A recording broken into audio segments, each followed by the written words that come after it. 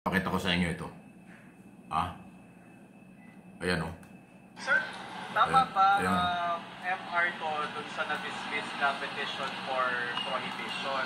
Yes po. Unang-una, ano yung ba yung hinihiling mo dun sa petition for prohibition na na-dismiss? Nung una po kasi, during nung March, early this year, no, o parang last week nung March na yun, kasabay nung pag-arrest nun kay former President Duterte, umugong din yung issue or hinala na magkakaroon din ng warrant of arrest against Senator Bato de la Rosa. On that part, sinabi din ni former Senate President Escudero na pwede niyang gamitin yung Senate as safe haven or temporary asylum habang nagsisik ng legal remedies. Nangyari naman na yun dati sa mga previous presidents na pinapayagan nila yung kanilang mga miyembro na gamitin ang Senado just siguro to evade the arrest. And then I filed a petition for prohibition back then na para hindi siya gamitin ng sino man akusado. Kasi sa ating konstitusyon, under Article 6, ang exempted lang naman sa arrest kung yung crime mo ay punishable ng 6 years and below. Pero kapag ikaw kasi ay nakasuhan ka sa crime tulad yan ng RA 9851 o ng crimes against humanity, yung hadol yun umabot hanggang 30 years na pagkakaroon. So, lagpas doon sa 6 years. So, exceeding na siya doon sa exemption or privilege na binigay ng Constitution natin doon sa Article 6 na merong privilege itong mga members ng Congress, Senador, just in case sila ay makakasuhan. Ayun, no? Or meron silang So, malinaw. punishable. Ang sinasabi po nitong mamang ito na kung di ako kakamali, isa pang teacher, na nag-file ng petition before Supreme Court of the Philippines na kailang hinihiling ipagbawal sa Senado na custody nila o dun magtago si Senador Bato para hindi maaresto. Yan sa issue ng kanyang kinasasangkutan sa International Criminal Court. Hindi lang yun, kung hindi lahat, sinasabi niya. Congressman o Senador, hindi pwedeng magtago sa Kongreso at Senado.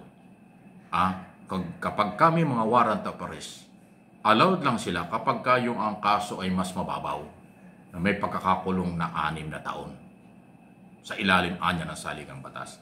Itong kinasasangkutan ng Senador Bato, mabigat, crime against humanity. 30 taon daw ang pagkakakulong yan. So hindi yan dapat kasali na proteksyonan ng Senado ang isang membro nila kapag may warrant of arrest. Abay, matindi. Matindi ito. Petisyon para hindi kupkupin. Ayan, nagtalagang, kita naman yan. Yan ang picture. Ayan, nagfile talaga ng petition sa Supreme Court. Hawak-hawak niya yung dokumento. Siya yung in-interview kanina. Nagfile talaga siya.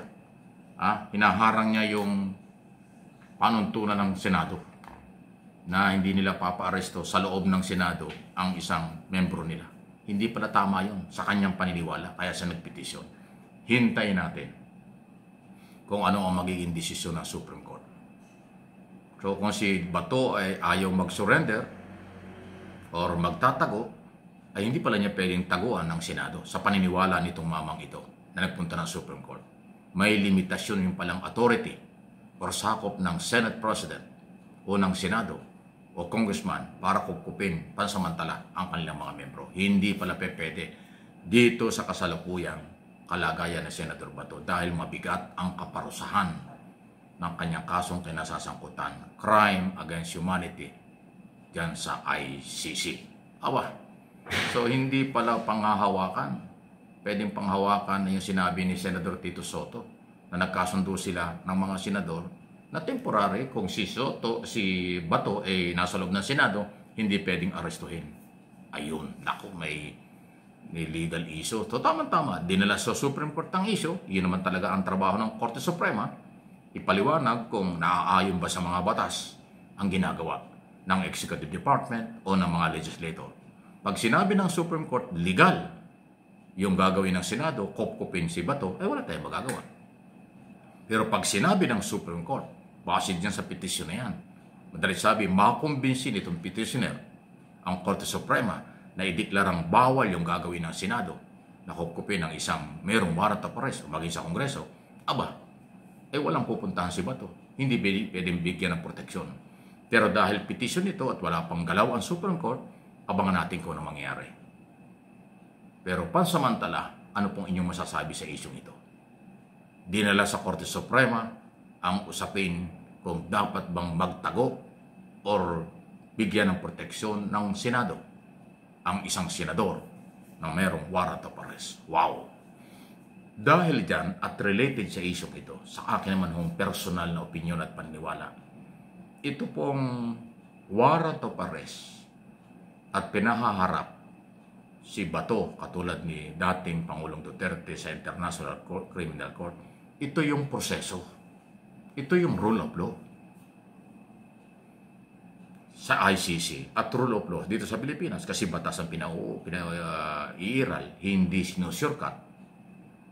Binibigyan sila ng pagkakataon. Ito yung pagkakataon ni Senator Bato na kanyang patunayan siya ay walang kinalaman. Siya ay inosente sa crime against humanity. Kasi yung mga Pilipino nagpunta ng ICC noong 2017 nagreklamo human rights violation sa Operation Tukhang Double Barrel Operation between Digong Duterte government at PNP Director General under General Bato de la Rosa noong panahon yun. So patunayan mo wala ka nilabag na batas. Iyan ang proseso. Bibigyan kayo ng pagkakataong magpaliwanag sa korte. International Criminal Court ang pinuntahan ng kaso dahil nandun ang complainant. Wala dito sa Pilipinas. Hindi sila nagreklamo rito kasi hindi sila niniwala na bibigyan ng kailang hustisya ng kailang pamilya dahil under Duterte ng mga panahon yun.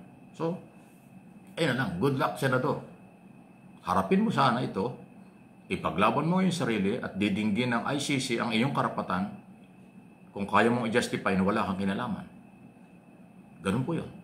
Ang korte ng bahala. Pag nakumbinsi mo ang ICC na wala kang kinalaman dito, makakalaya ka. Malinis ang pangalan mo. Pero kung hindi, ay pananagutan ang aabutin. Yun po yun. Walang magagawa ang Philippine government sa inyong mga kaso sa ICC. Kasi hindi na nga tayo membro dahil umalis tayo ng inyong mga panahon. Pangalawa, ang complainant ay Pilipino na ang dating ay nakumbinsi ang ICC sa mga reklamo ng Pilipino na nagpunta sa ICC. Lead by dating Senador Antonio Trillanes at Magdalo.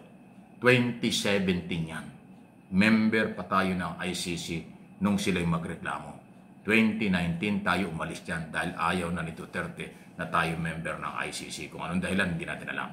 Ngayon, lalo pang napahamak.